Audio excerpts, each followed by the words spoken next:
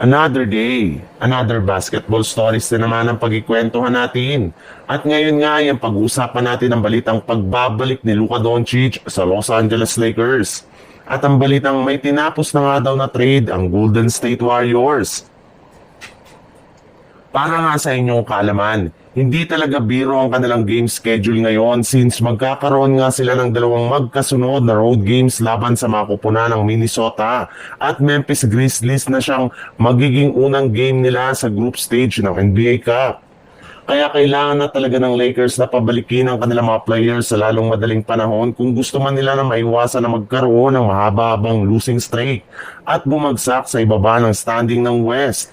At base nga sa kalalabas na balita ngayong araw, hindi na rin naman nga magtatagal at posible rin naman nga magsama-sama at mabuo na ang unang pagkakataon ngayong season ang kanilang Big Three na sina LeBron James, Luka Doncic at Austin Reeves.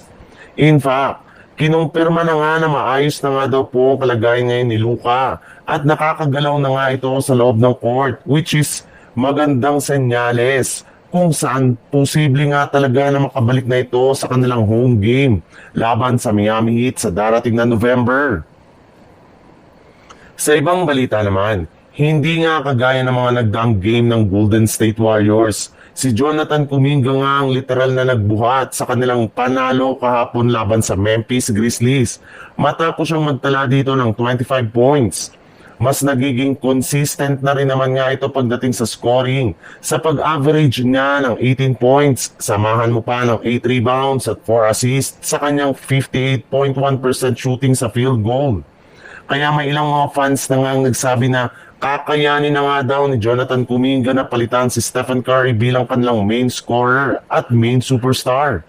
Kaya dahil nga dyan ay mukhang wala namang balak pa ang Golden State Warriors na i-trade ang kanilang batang player na si Jonathan Kuminga.